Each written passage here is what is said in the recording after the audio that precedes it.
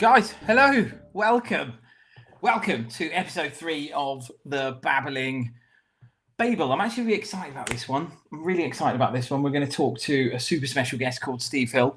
Bring him on in a moment. But I guess some keen-eyed people might realise actually we did one last week, and I promised we would do one every 2 weeks.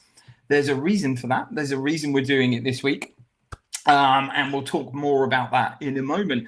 What I should say before we start as well, the Babbling Babel is the new voice for authors. Look, the goal simply is of this podcast just to speak to authors, writers, new and old, whether you've published lots of books already or whether you're publishing your first book, whatever it might be. It's literally just to get you to come on, talk about yourself, your book, your writing journey. Really is just something there to support the writing community, which I love. I love the writing community on X and other platforms that I use. So that's literally what it's about. So thanks. If you're watching this, if you're tuning into this one, thank you so much. If you're watching on a repeat on YouTube or X, thank you so much. Really do love it. The other thing I want to say is I've started a new community on X called the Bard's Barstool. Which is one of those funny community things on X. And again, the simple aim of that is to support the writing community, get people to come in, share writing tips, share their writing journeys, and plug your books, plug your writing. That's the point of it, really. But today's episode, as I said, I'm super excited about this one. I've been thinking about this one all weekend. It's a chap I've been following quite a while called Steve Hill on X, who is imminently, and when I say imminently, I mean this Thursday, publishing the first in what will be a series called The Blood of the Cutlass, which it just sounds fab. And he's going to come on, Steve, and talk about all about that, really. We're a bit later this week as well because Steve, and I'm fascinated by this, Steve is a Brit living in the US. How cool is that? I absolutely love it. So we can talk to him about that as well. But enough of my voice, definitely enough of me. Let's bring Steve in and welcome Steve. Welcome, Steve. How you doing, man? I'm good. Thanks for having me. This is great. No, it's a pleasure. No, thank you so much for coming on. I really am quite blessed that you're here. And as I was just saying, I'm super excited about this because we are 2 days away, right, from publication from the first book in the Blood in the Cutlass series, right? It's the first one. Yeah, it is. Yeah. So it's going to be on Thursday, the 23rd of May, which it's going to be on Amazon, ebook, paperback, hardcover. I chose that date. I'm self-publishing it, and I chose that specifically because it is the anniversary of the hanging of Captain Kidd. And Captain Kidd is a presence in this book. The Blood of the Cutlass probably gives it away a little bit, but it's a pirate book. And so yeah, that I chose that day especially. I'm genuinely fascinated by this. I read and attempt to write some sort of historical fiction myself. So this is definitely my genre that we're talking about now. I absolutely love it. What is it about pirates? Why pirates, Steve? This goes back a long way. So this started well over 10 years ago. And my daughter, who was about maybe 8 or 9 at the time, was hugely into Pirates of the Caribbean movies. And I thought I'd like to write a book for her, a kid's book about pirates. And that would be quite cool. And she could read it and that'll be it, you know? And I didn't know anything about pirates. I mean, apart from the stereotypes of, eye patch and peg leg and Paris and stuff like this, I had no idea. And so I just did some research and I found out I love research. That's the thing that like sparks the ideas for these books is like I read stuff and like I could make a book out of that. And so just reading all these pirate books and shipping books and learning all the language and stuff like that, I never knew any of it. I started reading about Captain Kidd, and he's like this really interesting guy. I mean, he's a famous pirate, but he's a little bit maligned. I mean, like he didn't start out as a pirate. He was a privateer. He was, he was legitimate. The government said, "Here's some money. Go and steal from the French and the Spanish and stuff like this." but he just wasn't very good at it. I mean, that was the thing. He went out, he couldn't find any of these people. And so his crew, they were like starting to get a little bit mutinous. I mean, they'd been out for months, maybe years, hadn't got anything. And so, piracy was the way that it went, So the only option left. right, I mean, I don't want to say like he was a good guy, because he wasn't. I mean, he was a pirate in the end, and he was a murderer. He killed one of his crew with a bucket, so he's not the greatest of guys. But, he was summoned back to London saying like, hey, you're a pirate now. He's like, no. Look, I've got these letters of marque saying that I'm, and then gets back there and gets hanged, So I was like, okay, cool. I can go with that. And so that's where it started. That was like, as I say, that was like well over 10 years ago. So in essence, then, like I said, you've written this for your daughter 10 years ago, sort of thing. Right. And I just think that's brilliant. That's absolutely magical. I love that. That's really, really cool. And I bet she's excited as well to read it. Has she read it yet? Has she been a beta reader or anything? Has she actually read it? So what happened in the meantime is like, I wrote it. I did the first draft. And I suppose like so many writers with first drafts, they just put it in a drawer and forget about it. And that's what happened for like, well over 10 years. I didn't even think about this book. And then another daughter came along, and she was like 8 or 9. And my wife says like, hey, whatever happened to that book that you wrote? I'm like, oh yeah, maybe the second daughter would like this. So I get it out of the drawer and I read it and like, okay, actually, no, this is all right. I can do something with this. And so that was maybe like 3 or 4 years ago, that I was like, okay, now I'm going to do something. I'm going to edit it. I'm going to do the traditional querying agents route and all of that kind of stuff. And that's what I was doing for the last like 3 years or so.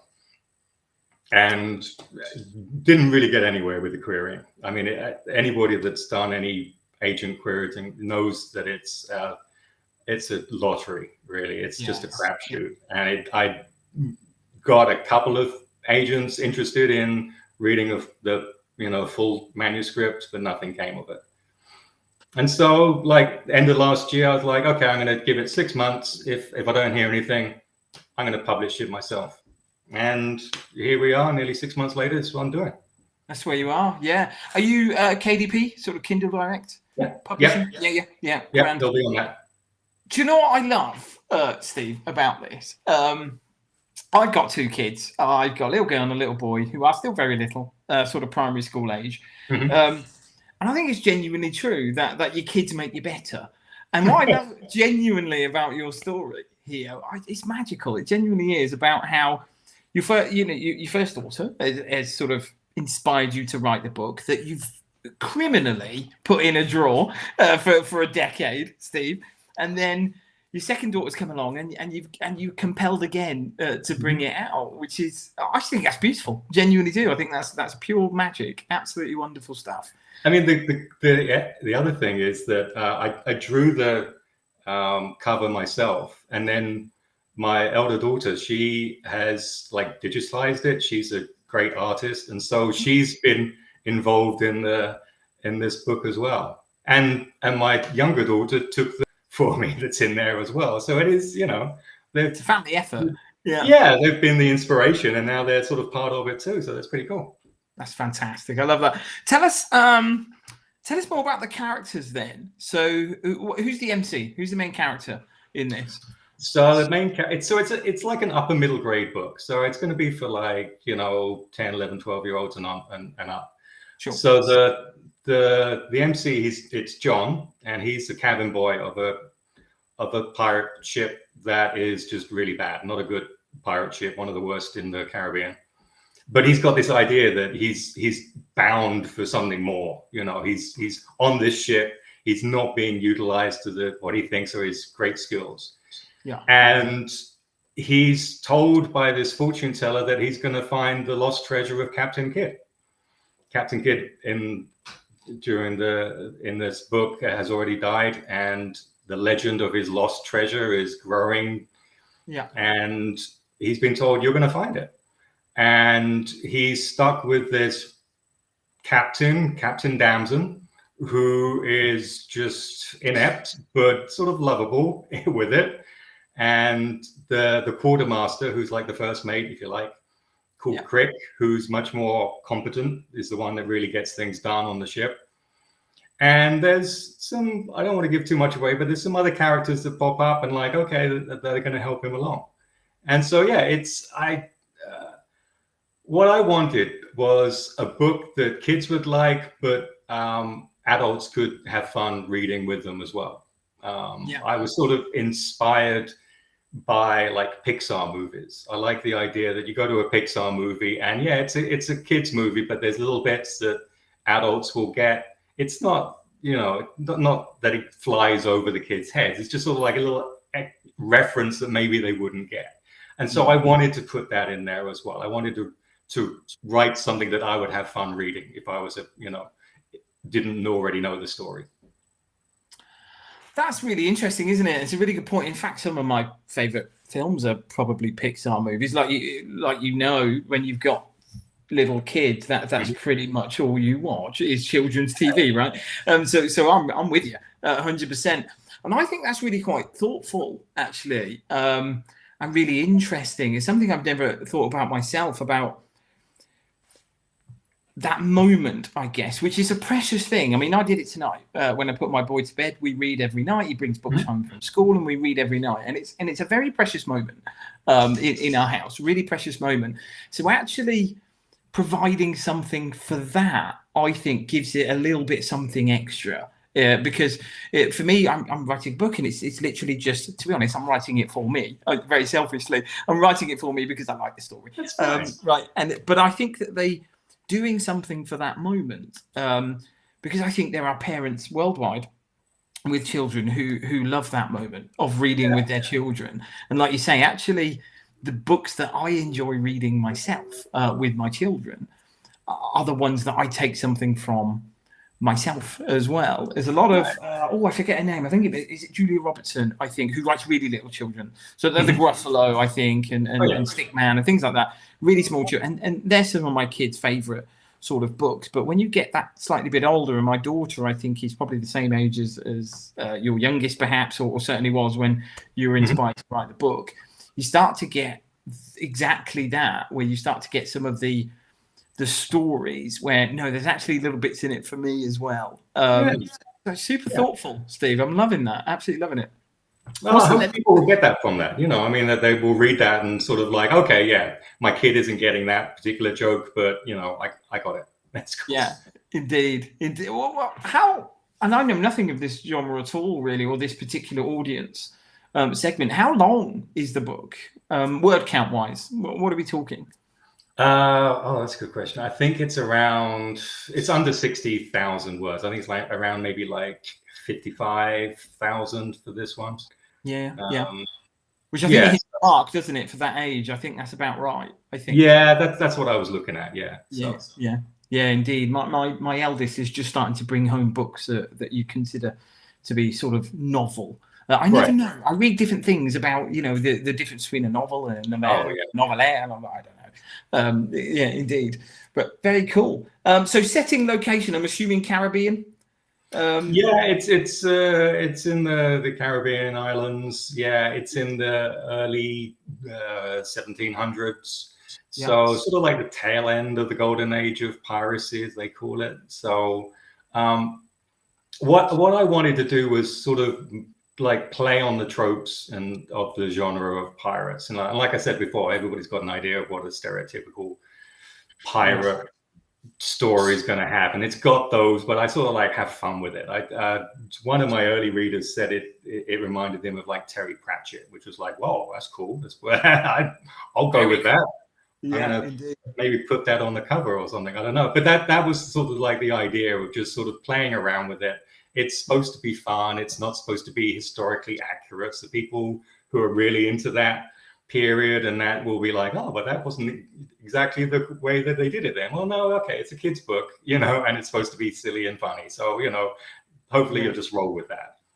I'm getting Now you've mentioned that with Pratchett, I'm kind of seeing like Rincewind might be a member of the crew, that sort of thing. When you said that it's sort of inept captain, I'm thinking is I Rincewind. gotta be honest, I've read so little Terry Pratchett that I'm really gonna have to now like read up once he said that. I'm like, okay, I'm gonna have to, because obviously I know who he is and the stuff that he's done, Yeah. but it's just not something I've read.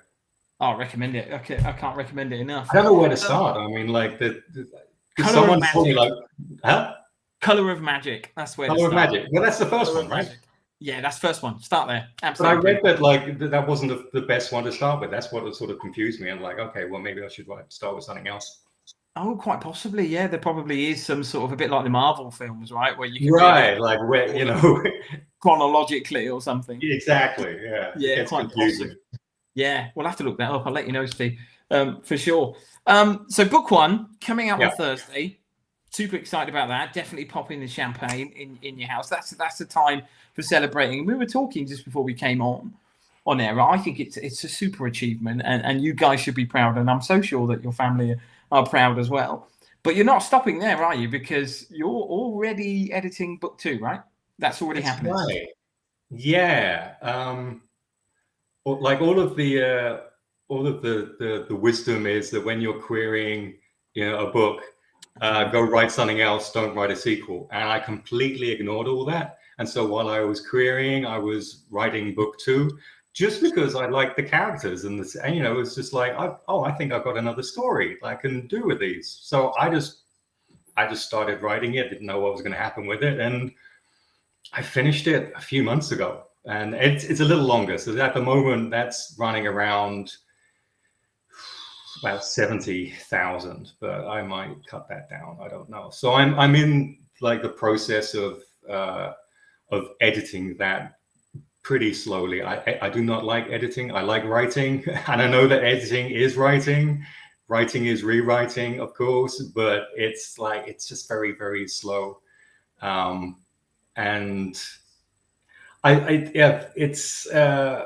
I've worked out that there's like 70 odd scenes in this book, and so going through this second draft, I'm on like scene 50, so I'm about 2/3 of the way through. But that's just to get to the second draft, and then it's going to be a third and a fourth and a fifth, and whoever knows how many. Yeah, and you're aiming that one coming out, I think you said early next year, middle of next year? Yeah, I mean, depending on if I can speed up a little bit, if I can get past this second draft. Once I got the second draft done, then I find that more fun. Because the second draft for me is like, okay, continuity errors, because it took me so long to write it. And then I got to fix chapter 17 because I wrote something different in chapter 3, and just sort of like getting those technical things right, or whatever, that kind of stuff. Then once that's done, okay, the book is there. It's just very flat. There's nothing exciting about it. And then you start adding in more of the color on the drafts after that. So that's going to be more exciting once I get past the drudgery for me of draft 2. Yeah, for sure. I hear what you're saying. Question, I'm curious, is the second book a continuation of the story, or is it a separate isolated story with the same characters? Or is it the first book is a standalone book in that sense that it's got a beginning, middle, and end, and it's no cliffhanger as such. It's just sort of like that's it. But in a way that Star Wars had Vader flying off into space, and okay, well, there's another story there. Perhaps there was something like that in the end of this book that I was like, okay, well, now I can go off and use this seed. Yeah, right, this line of dialogue can become book 2. And so that's what it is. So it's the same characters. There's new characters that I've introduced, and some of those characters I'm thinking are going to be having more of a play in book 3, which is really very much in just an ideas stage at the moment. I'm not even thinking of starting to write that. I really got to get book 2 out of the way. But yeah, there will be a book 3. I want to make this a trilogy at the very least. That's brilliant. I love that. And we're moving into serendipitously, aren't we? We're moving into sort of about you, really, and about your writing approach, your writing style, habits, and workflow. I'm curious then. So, have you plotted these sort of thing? Have you, even in your head, have you sort of plotted even out to the third book? Do you have an idea about what that's going to be already? I have an idea of how book 3 ends. How they get to that ending, I don't have, and I have that idea. But I am a plotter. I'm not a pantser. I'm a plotter. Okay. Yeah, I'm very much like I have an outline of this is the story. But it's like, because I think there's a lot of pantsers that will look down on plotters like, oh, well, that's so, restricting. And how can you possibly, where's the imagination? And I'm like, it's an outline. It's not like, it's like when I was in my 20s, I went traveling around the world for like 3.5 years. And before I went, I would buy the Lonely Planet guidebooks, and I would have an idea of, okay, I'm going to go to South America. So I want to start here, and I'm going to go through these places, and I'm going to end up here. Yeah. But during the months of doing that, you meet people and they say, oh, you're going here? No, that's terrible. Go over here instead. And I will go traveling with them over to that place. And so, I would generally start in the same place and end in the place that I had in mind, but I would go off and do deviations. And that's exactly what it's like for me when I'm writing. Yeah, I've got an outline, but as I'm going, a new idea will come up. I'm like, okay, well, that's taken me over there. I'm going to see what happens if I go writing about this thing. So it's not, none of this is set in stone. And I have a notebook that as I'm writing, I'm like jotting ideas down, like a line of dialogue that I will use later, or like, how do I fix this problem? I've got them up this tree and I've got to get them down this tree. How do I do this in an exciting way? And I have no idea, but I do write chronologically as well. I know a lot of people, like, they'll get to a bit that they get stuck on and they'll come back to that scene and carry on. I don't do that because I know I would not go back to that scene. I know what I'm like, and if I skip a scene, then that scene is never going to get written. So I plod through and write chronologically. Everything is in the order that I did it. Interesting. That's a really good analogy, actually, isn't it? That sort of traveling journey analogy, where actually, no, I'm starting and ending in the places that I already know, but the journey itself might go off on different avenues. That's a really good analogy. I'm the same. And I get it. I do get where the sort of pantsers say, it stifles creativity, that sort of formulaic approach to it. But I'm definitely with you here. I think that, no, it's a chassis, it's a framework. It's just something signpost and it doesn't mean it has to be precisely 3,500 words a chapter. And with you 100%. What tools are you using? We said before, Steve, I work in IT in my day job, and I'm fascinated by writing tools and writing software, and particularly workflow. So yourself, what's the solutions that you use for your writing? I am a pen and paper longhand writer. Everything is. Love that. So if there was ever anybody saying like, no, you didn't write that, I can say like, here's the box of all the paper in my handwriting. That's pretty much the book. Wow. So yeah, I write, my typing is bad. It's not very quick. If I tried to write by typing, no, my ideas come too quickly for that, to be honest, but I can scribble really quickly. So generally what I do is I write in the mornings, try to anyway. So I get up an hour earlier than I need to, and I go down into my basement and I write on a pad of paper with a pen. And then at the end of the week, I will type that up into Scrivener. I do use Scrivener. I like the way that you can move around scenes and add notes at the side. I find that really useful. Yes. And then when that's filled up, I print it out and I edit by hand. I go through and then I go back to the Scrivener again and look at the notes I made in the printout and start editing. So there is, and this is awesome, Steve, there is a handwritten manuscript then for Blood of the Cutlass.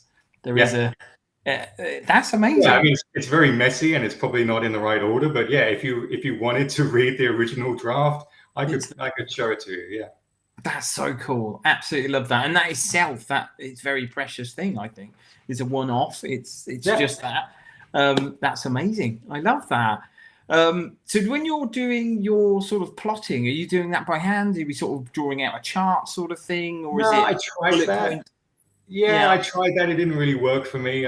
So it's more just jotting down things in a notebook. I'm like, okay, so, and again, none of that is in any particular order. You go through my notebook and you would not figure out the plot from that because it's just as my brain works things through.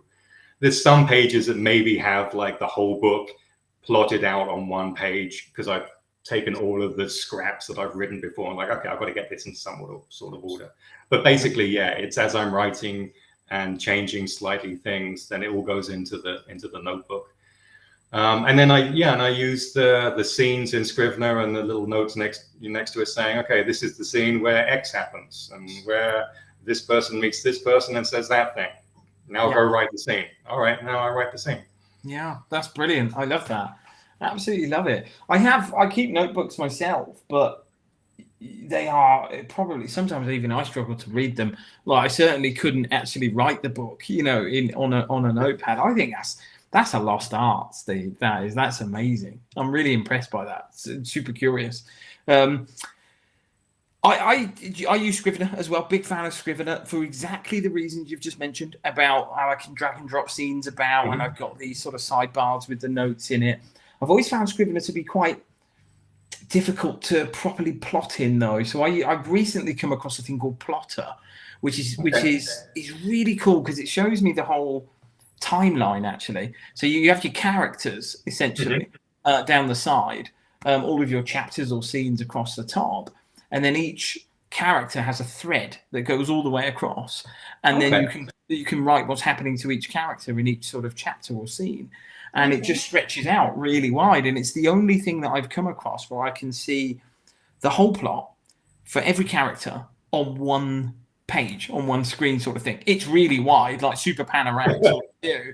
Like you have to zoom out a lot. But yeah, I really like that. And do you know what? I think that I'm a little bit jealous actually that you can do it on pen and paper. I'd love to do that because I think there's something quite romantic about that. I feel like I'm in a cafe somewhere, drinking an espresso, just actually writing it freehand as it comes. I think that's absolutely amazing. Sometimes I get lost in the tools and technology. It's the bad thing about working in IT. I've got to get that bit right, and I could spend 3 hours doing that and only an hour writing.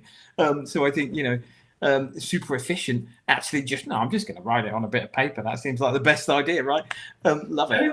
That's what I found worked for me. I mean, like it to me, like writing is a verb. It's like it's active. And typing for me, because if I was a better typist, then I would probably do that.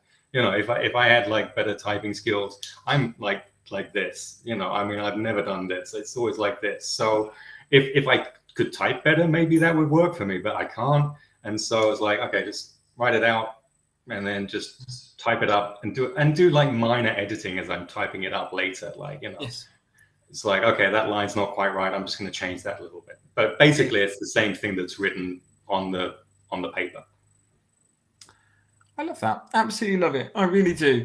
I guess as well, actually, another sort of point I was going to ask about really, which was I have a habit myself of editing as I go. And that sometimes I actually think hinders progress because I take too long on a sentence. I can't quite like that. I'm going to change that adjective or something, whatever it is, and it's just ridiculous. And I think it does slow down. And I spoke to a few authors who said, no, I just get it down. Like the first draft is rubbish. Like it's absolute rubbish and it's horrible. But I guess your process, your workflow that you've got of writing it on paper and then putting it into the software, into the writing tool afterwards, you naturally are doing that because you've got that moment in the workflow of where you're transferring it across media. Yeah, so it is a little bit, but I mean, just to be fair, my first drafts are also rubbish. So, it doesn't make them any better, but it makes it a little bit easier to go back to, I suppose. Even though I'm going to say again how much I hate the second draft, and then, but still, it sort of makes it a little easier that it's closer to what I wanted, even if it's not exactly what I wanted. You'll get through the second draft. It will happen soon. I know, I will, and I got to plod on through and just get it done, and then I will feel so much relief when that second draft is done, and I can go back and enjoy the writing again. Yeah, indeed. And I think you've given me my favourite quote tonight, actually. Writing is a verb. I love that. I mean, that's the best thing I've heard all day. I love that. Writing is a verb, which I think gets lost quite a lot of the time. A couple more things. I've got a couple more questions I've got, and I genuinely could talk to you all night or all afternoon for yourself, Steve. I'm also quite interested in people's writing geographies, where they write. And personally, I've got a desk in our dining room. It's where I do my day job. I spend about 18 hours a day sat on this very chair. It's not good for my posture, I'm told. It's terrible, absolutely terrible. But I noticed you mentioned earlier you go down to a basement. You've got a basement. Yeah, I started doing that a while ago because I used to. I would say that probably the majority of this book, this first book, The Blood of the Cutlass, was written in my bed, on a pad and paper early morning. My wife would get up earlier than I did, and so I would have like an hour in bed that I could write, and that worked at that time, which was, like I said, like over 10 years ago. But when it came to editing it, that wasn't working. Even though I would just have the laptop in bed, there were so many times where it was just so easy to put the laptop aside and fall back to sleep. So yes. I had to physically get out of bed to write now. And so the writing of this second book and the editing of the second book, I like forced myself out of bed early in the morning and go down into the basement and try and without coffee or anything, just straight pick up a pen or turn on the laptop if it's the editing and just see how many words I can get done. Without coffee. Without coffee. That's the bit I'm hanging on there, Steve. Without coffee. That's that would just slow me down again. I'm like, okay, I've got 10 minutes to make a coffee now. That's 10 minutes I'm not writing. I just go down into the basement, Steve, and just get it done and see what you can do. And some days, like, I've got a whole scene. Cool. Some days I've got 2 sentences. Not so cool. But, it's just plugging away. Yeah, love that. So what else is in the basement then? Are you surrounded by, do we have books around? What else is around you when you're writing in the basement? Or is it like a desk? Say again? Movies. It's my Blu-ray collection. Oh, is it? Okay, so it's like a little mini cinema down there, is it? It is a little home cinema I made for myself. No one else uses it, just me. So it's got a reclining chair, and it's got I've got over 2,000 movies down there in shelves, and a projector and a screen. And so I'm just facing my screen and lying back in my recliner with my laptop or pad on my lap, and that's where it is. It's my little man cave, I suppose. Yeah. Movie posters all around me. That's very cool. I love that. Absolutely love it.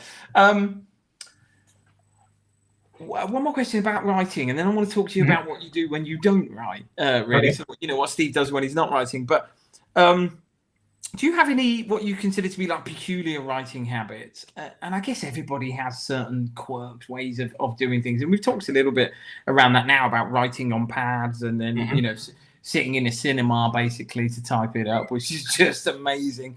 Absolutely love that. One of the things I have personally, and what I mean by this about peculiar, is I cannot do anything if there is noise or music or anything like that. I'm dead silence, like super silent. And I think it's because I'm just very easily distracted. But I'm reading my old school reports now, Steve. Like I'm just super easily distracted, right?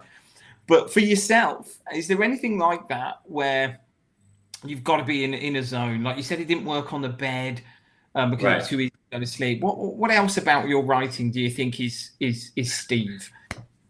I am 100% with you. It's got to be silent. Like several times I've read Stephen King on writing and how he writes to like rock music in the background. I'm like, how can you do that? Yeah, it's just like the music and the rhythm and the lyrics would just be in my brain and nothing else would come out. Yeah. And so even like I've thought, well, maybe like classical music, with nothing with that doesn't help. Like it's got to be like, nope. I mean, like, okay, there's ambient noise, because people are getting up and doing stuff in the mornings. I can't, demand that the rest of my family are absolutely silent when I'm writing. That's fine. But yeah, music and anything in the background like that, I more power to you if you can do that, because I have no idea how that's done. Could not even begin to fathom. Yeah, I'm with you on that one, and especially music with lyrics, because those words, I'd end up writing those words. Right. 100%. That's what I'd end up doing, and I've filled that out. I don't get it. Mental. Yeah, I don't understand it as well. I've considered the Classic FM, I guess, for those who are not in the UK. That's a radio station, Classic FM in the UK. I've considered that myself as well. Do you know what I did? There's a bit in the book that I'm writing where they're on a journey, sort of thing. Obviously, all books are. They're on a journey, right? And I thought, there was the Lord of the Rings soundtrack. I can't go wrong with that. But no, honestly, I'm thinking about Frodo and Bilbo Baggins and that. It's just terrible, like absolutely terrible. It's got to be silent. So I'm 100% with you there.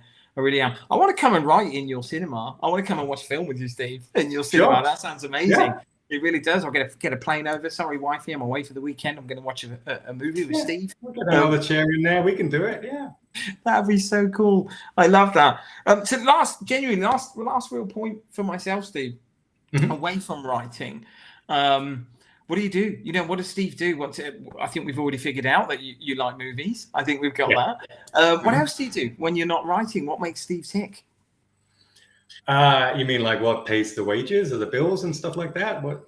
Both, yeah. That or hobby-wise, or anything. I used to draw. I used to do like a lot of colored pencil stuff. I used to really enjoy that, which is why I wanted to do the cover myself. Just because you've got the cover there, haven't you? You've got the book there. By all means, bring it up. Is this your? Great. Is this your one that you've?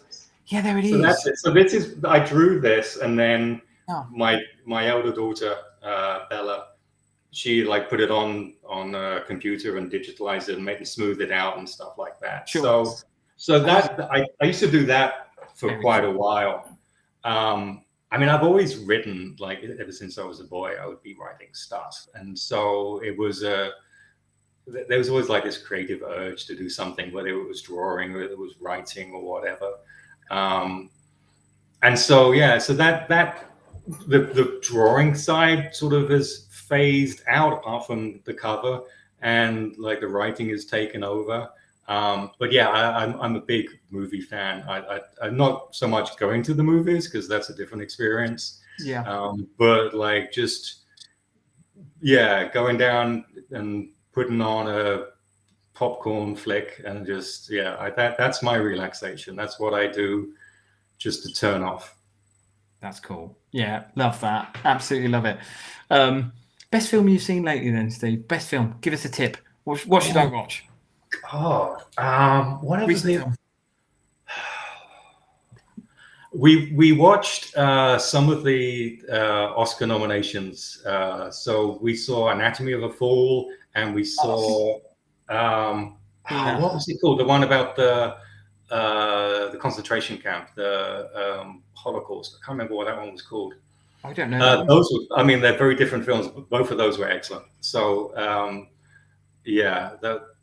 got to figure out what that one was called. I really enjoyed that one too. If it's just me, like what I did recently I'm a big Star Wars fan. So there was a for May the 4th, a little while ago, local cinema was showing all 9 films over a 24-hour period. So I got a ticket and so started watching. Did you the Phantom Menace? Yeah, we did. Phantom Menace started at like 8:00 on the Friday, and we went all the way through like with like 10-minute break in between. Wow. Oh my God, I will never do it again, but it was so much fun. That's a marathon, isn't it? That's it really was. It's like 24 hours. It's crazy. My little boy's getting quite into Star Wars lately, so I've been watching quite a bit with him and some of the cartoons lately. But Steve, Rogue One, is it the best Star Wars film or not? It is, and I was a little disappointed that they didn't include that in the marathon. Solo is fun, and they could. Yeah, they didn't. It was just this. They called it the Skywalker Saga, so it was just episodes 1 to 9. So I actually watched Rogue One and Solo that week just because I knew I was going to watch it. Yeah, Rogue One still holds up. It's such a good film. It's the best one by all means. Yeah, it is by far, definitely. I think the on the film one, because I haven't got a cinema in the house, but I definitely like watching films. Oppenheimer, I watched that a couple of weeks back. Yeah, so that's a good one. Yeah, amazing. I saw that at the cinema when it came out, but we watched that again recently. Yeah, that's a good one. Yeah, that's a really good one. Genuinely is, and I think it's interesting, isn't it? I think two things really strike me, Steve, about this is just the importance, I think, of narrative, of story in your life. It must be the films that, I think even video games to an extent, I think are important, because especially those that actually tell a story. It's the accessing narrative, accessing story. That's why I've never really had a problem with people playing video games, video gamers, that sort of thing, because it's their method of, or the way they access storytelling, if you like, is why I've always liked it. And it's the same with movies, I think, and with books. And I think there's a real sense of story being an important thing in your life. You like you say, you've written since you were a kid, movie buff, that sort of thing. I bet you're a bit of a walking IMDb. I can imagine it 100%. You've got to be with 2,000 Blu-rays. You've got to be, absolutely. Yeah, to an extent. I mean, what I was doing with this book and the one I'm doing now is I was like taking influences from my childhood, which was, I grew up reading Roald Dahl. I read, Charlie and the Chocolate Factory, and I loved, I can't remember why specifically, but Charlie and the Great Glass Elevator. I read that one even more than I read Charlie and the Chocolate Factory. I was only having a conversation with my wife about this the other day, who had no idea that existed. She was like, "No, really? There's no other Charlie story." I was like, "There is." It's a great book, but I read that one more times than I read Charlie and the Chocolate Factory. I love that book. Yeah. And James and the Giant Peach and all of the early ones that were my age at that point. And so I wanted to get that sort of like silliness, but sort of like, family is really important, and against odds when you're young and all that kind of stuff. And then I wanted to add stuff that cinematically meant a lot to me when I was younger, which was Star Wars and Indiana Jones. And I'm thinking, like, when Spielberg and Lucas were writing these films, they were taking influences from when they were kids, the Buck Rogers and the serials that they saw at the cinema, and took that element when they were kids and brought it up to something that meant something. And that's what I was trying to do with this book. I'm taking elements of Indiana Jones and Star Wars and that kind of thing and putting it into a pirate setting, which sounds sort of like, how does that work? But it's sort of like, the Indiana Jones, like the puzzles and all of the, action and that kind of stuff. I was like, I think very cinematically when I'm writing. I see the movie in my head already, and I'm writing down what I see. That's cool. Yeah, I like that. That's really cool. Really cool, actually. You ever thought about script writing or screenwriting, sort of, Steve, in that sort of sense? Because that's really interesting, actually, when you sort of visualize the scenes. That's my older daughter. That's what she's doing. She went to RISD, which is the Rhode Island School of Art and Design. She graduated last year, and she graduated in like film and made a short film, and now she's trying to get into the film business. She lives in New York. She's going to be moving to LA. So yeah, she's the script writer. She's the screenwriter in the family. I'm the prose. I think I love what she writes, but I don't think that's my talent. No, it's fair. That's fair. And I've got being from the UK as well. When somebody says, "Oh, I live in New York and I'm moving to LA," that's just the best thing. Not someone from me. I'm like, I can't believe. I go to London every now and then. That's amazing. Right. How cool is that? That's very cool. Good luck to her. That's exceptional. Steve, honestly, I really could talk to you all night. I genuinely could. I think you're absolute magic, and I've really enjoyed this chat. Genuinely have, for a few reasons. And just to reiterate again, I think it's just so wonderful that you've written something for a moment in a family's day. Right? I absolutely love the moments where I'm reading with my kids. They are the most fun I have all day. They genuinely are. And I think I can't wait. Genuinely can't wait to be reading The Blood of the Cutlass for them. I'm going to read it with them. I 100% am. And they're going to love it. God damn it. They're going to love it, Steve. I hope Whether so. they like Thank it. you. Yeah, no, we're definitely going to get that when it comes out on Thursday and read it to those. I just think it's magic. And I also think that, again, you should be, and your family, just incredibly proud, because I think it's a real achievement. And we were talking before about how some of your neighbours have been like, wow, you've written a book and you've kind of brushed it off. Stop brushing it off, Steve. It's a real achievement, my friend. And you should be super proud. It's absolutely amazing. So it's out, guys. If you're watching this, or if you're watching it on Rewind, or if you're watching it live Thursday, get yourself on Kindle, get yourself on Amazon. Blood of the Cutlass, coming out by Steve Hill. Steve Hill's the pen name. Is it Steve Hill on the book? Show us the cover again, Steve. Yeah, it's my name. There's no pen name. I'm a narcissist, so I wanted my name on the book. So. There it is. You see that? Okay, we can see that. Yeah, fantastic. Yeah, fantastic. And yeah, thank you so much, Steve, for coming along. And you're going to come on again, right? We've got to have you back because I want to hear about the progress with book 2. Right, yeah, absolutely. I'd love this. Yeah, I would be honored to come back again. Yeah, thanks. No, honestly, I'm the honored one, my friend. I thank you so much for coming along.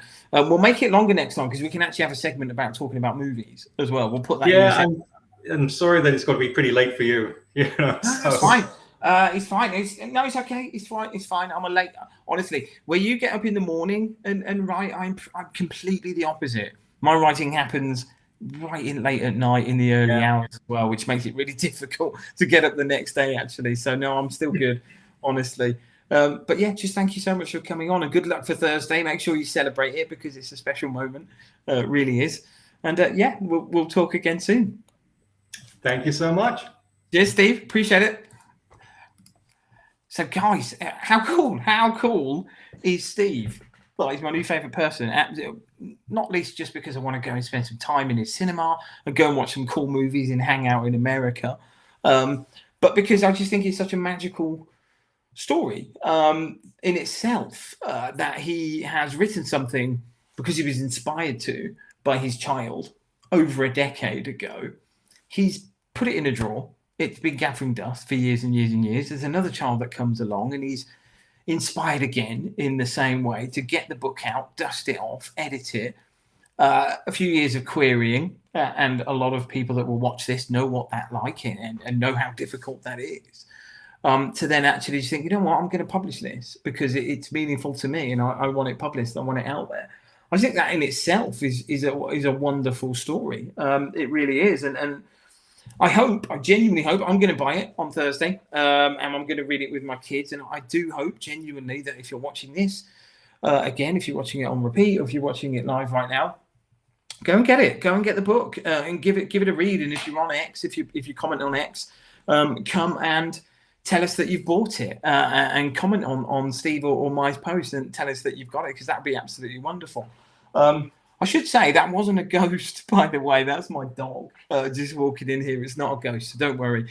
But on that, I'm going to love you and I'm going to leave you. And thank you so much for tuning in this time. And we'll be back in a couple of weeks with another episode for you guys. Thank you for tuning in. Cheers, guys.